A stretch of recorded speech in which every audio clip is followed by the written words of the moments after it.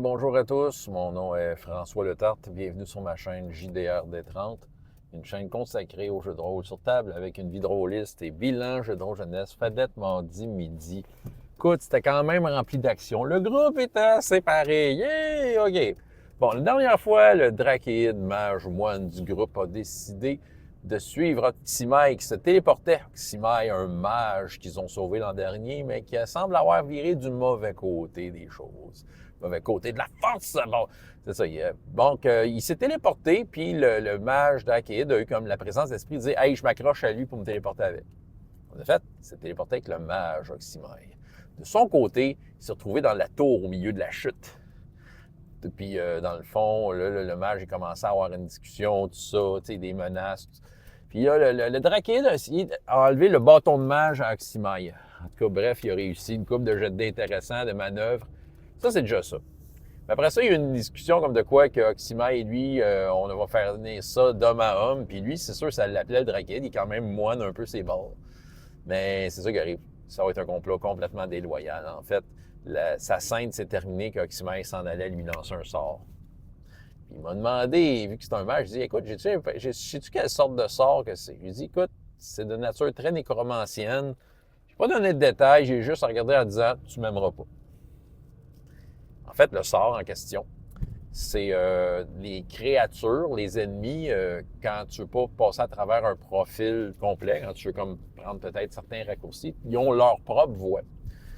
Puis lui, il a la voix du nécromancien dans le tapis. Là. Puis il y a une affaire, je pense que ça s'appelle mot de mort, je sais pas trop quoi. Bref, il réussit son attaque, le personnage tombe à 0 point de vie. Fait que c'est ça. Il m'aimera pas, puis il est fort en attaque magique, tout ça. T'sais, ça va être une affaire d'initiative le prochain tour. Ce qu'ils ont découvert aussi, c'est quand ils parlent dans la tour du dieu silencieux, parce que ça appartient au dieu silencieux, ils perdent un point de vie à chaque fois qu'ils disent quelque chose. Et oui. Ah ouais, j'ai décidé de mettre ça tough. De là, à l'extérieur, le reste du groupe qui n'a pas suivi dans l'interprétation se demandait bien comment rejoindre leur ami dans la tour. Et parce qu'ils savent en fait qu'Oxymai cherche quelque chose dans la tour, il cherche une clé, mais il ne sait pas où parce que l'endroit où était noté dans son grimoire où se trouvait la clé, bien, il avait perdu les pages et c'est les personnages qui ont les pages. Ils ont deux options. Il y a une barque qui embarque sur le lac dans laquelle, bon, au centre, il y a une chute en circulaire, au milieu de laquelle il y a la tour. Est-ce qu'ils prennent la barque? Mais bon, le minotaure du groupe, dans ses petits messages de la semaine, puis parce qu'il y a la capacité qui permet de le faire, il y a une capacité qui s'appelle orientation infaillible. Bref, un pouvoir de minotaure qui se respecte. Puis j'ai donné un hint entre la barque et l'écoutille qu'il avait pris au début de l'année. L'écoutille se rend directement dans la tour. Il sait que ça va se rendre là. Il y a barque aussi, là. C'est pas mal plus dangereux, mais la tour. Fait qu'ils ont décidé de progresser, rentrer là-dedans, reprendre le chemin qu'ils ont pris au tout début. Ils ont croisé la salle dans laquelle ils avaient trouvé un coffre avec des potions, dans lequel il y avait des limaces qui est transformé en mort vivant. Ils ont rencontré un fantôme, que je n'ai pas si bien joué que ça, mais il faut dire qu'aussi j'avais roulé des jets de merde, mais bref, ça leur a donné un peu la fausse. Ils ont été effrayés, ils ont failli être possédés. Là où j'ai peut-être manqué un peu mon coup avec le fantôme, c'est le fait que les joueurs étaient affaiblis. J'ai comme pas tenu ça en compte. Ils roulent avec des avantages. Bon. Mais c'est pas bien grave. L'histoire est intéressante. Le prêtre serpent du groupe a fait une attaque magique contre le fantôme. Il a pris son D30, c'était du joueur vedette, une chance, ça raccourcit le combat de beaucoup et c'est le minotaure du groupe qui l'a achevé. Avec une dague en argent. J'ai dit oui. Je sais que le fantôme résiste aux trucs magiques, mais bon. Je trouvais que le highlight était intéressant. Fait que vas-y, dague d'argent, lâche-toi lousse, puis il a achevé le fantôme avec une dague d'argent. Bon. Ça veut dire que plus tard, s'il y a un autre fantôme, on va dire ça marche l'argent. Il faut être obligé de dire oui. Ou trouver de bonnes raisons de dire ah, mais cette fois, ça ne marche pas. Mais c'est ça. Bon, ça marche, fait qu'eux autres, ils progressent. Pendant ce temps-là, il y en a un dans la gang, de kobold, c'est un forge-sort avec son golem, il y a un loup d'accompagnement. Ils ont décidé de prendre la barque. Le Triceratops, qui accompagne le groupe, est là et d'accord d'être attaché après lui parce qu'en prenant la barque, évidemment, la chute, ça l'attire, tout ça. J'ai donné un point de vue très intéressant de la chute. Fait que là, il dit hey, je vais essayer de descendre avec la barque, j'ai assez long de corde. Le Triceratops tient, ça va brasser, mais écoute, on va essayer. Il voulait y aller un peu cascadeur. Le Triceratops a fait un test, savoir si la corde tenait bien. Un naturel, la corde a cédé. Fait que là, il y a 2 semaines, parce qu'ils sont en relâche, pour penser à ça va être quoi son plan.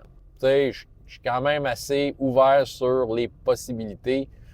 L'avantage qu'il a, c'est que c'est un kobold qui forge sort, il s'y connaît en mécanique. C'est ça. Il va peut-être être capable de trouver quelque chose. Je vais être très ouvert. Évidemment, ça risque de coûter cher en point de chance parce que il va essayer quoi de très périlleux, là, de toute évidence. Mais tout ça pour dire qu'il est dans la merde. Fait qu'il y a 2 personnages qui sont vraiment dans la merde. Vraiment, il y en a 2 qui risquent. Je veux dire, normalement, là, mettons, statistiquement parlant, j'ai le potentiel de tuer 2 personnages la prochaine fois. Pas parce que je veux, mais en même temps, comment je pourrais dire, les dangers ont été nommés, ont été calés. Hein? Moi, je veux dire, à un moment donné, il faut que tu assumes tes choix. Là. Je sais qu'il y a des meneurs de jeu, ils vont essayer de faire pour que ça soit le fun, il faut essayer de faire survivre les joueurs. Non, moi, je pense que le fun vient du fait que tu as chié dans tes culottes. Puis que tu t'en es sorti. Puis que ça t'oblige à faire des bons plans. Parce que si le meneur de jeu il est trop fin, ben c'est ça devient mou soudainement. Il n'y a plus rien qui tient. T'sais. Puis, on s'entend, je suis quand même assez lousse quand il m'amène des idées, comme l'histoire de la dague d'argent. C'est ça, je suis quand même assez lousse. Il faut quand même que ça vienne d'eux autres. C'est ça. Il ne faut pas que ça vienne du meneur de jeu qui leur donne une solution pour s'en sortir. Moi, je veux que ça soit un bon plan. Mais en même temps, c'est ça. Il faut qu'ils apprennent. Puis, tu sais, parmi les choix qu'ils ont faits, l'autre qui a décidé de suivre Oxymai en téléportation, je sais pas à quel point il s'imaginait qu'il était pour se retrouver tout seul avec, mais tu sais, Oxymai, présentement, c'est l'ennemi. Puis, je l'ai mis fort. Tu sais, je me sers il est fort pour vrai, là. Fait que, c'est clairement, statistiquement, l'autre est mort. Tu sais, l'autre personnage est mort. Tu sais, ça finit là. Il n'y a pas de quartier. Mais, il y a peut-être, tu sais, l'affaire, c'est que de son côté, il y a les points de chance qui peuvent l'aider. Il y a quand même peut-être plus d'un tour dans son sac, on verra. T'sais, il va peut-être essayer d'empêcher Oxymai de faire ses sorts, en fait. C'est comme un peu le principe de la déconcentration. Puis l'autre kobold, ben, il a décidé de s'approcher d'une chute tout seul. Oui, OK, il y a des personnages non-joueurs, des éléments qui l'aident. Le 1 naturel, bon, j'ai été un peu sale là-dessus, mais narrativement, c'est l'affaire qui est logique. En même temps, il va être obligé de penser à une solution. Puis c'est pas moi qui va y donner. C'est lui qu'il me trouve une solution. Comme je dis, je suis assez lousse. Mais en tant que tel, c'est ça qui arrive. Encore là, c'est 2 exemples de joueurs qui, avec leur personnage, ont décidé que tout seul, ils pensaient être capables de faire de quoi. C'est ça, il y a comme... toujours le principe un peu de l'autosuffisance dans les pratiques de jeu plus modernes, je trouve, là, en tout cas, dans les tendances. Peut-être que ça vient des jeux vidéo, encore une fois, dans lequel tu joues ton personnage tout seul et il fait pas mal d'affaires, là, mais non, dans le jeu de rôle, c'est pas de même. C'est un jeu d'équipe. Puis c'est ça, ils vont l'apprendre. Ça va sûrement faire mal. Le prêtre va-t-il arriver à temps?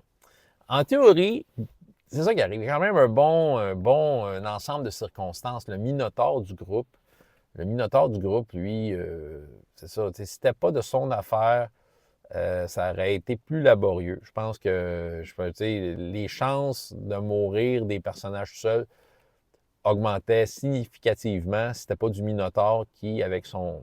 Écoute, j'y donne, là, ça s'appelle orientation infaillible.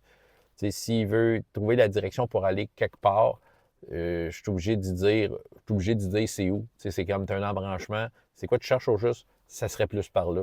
Dans le fond, il y a comme l'instinct pour trouver ce qu'il veut. Puis, fait que si c'était pas de ça, c'est sûr que là, les chances diminueraient. Fait que, vous voyez, je suis quand même fin.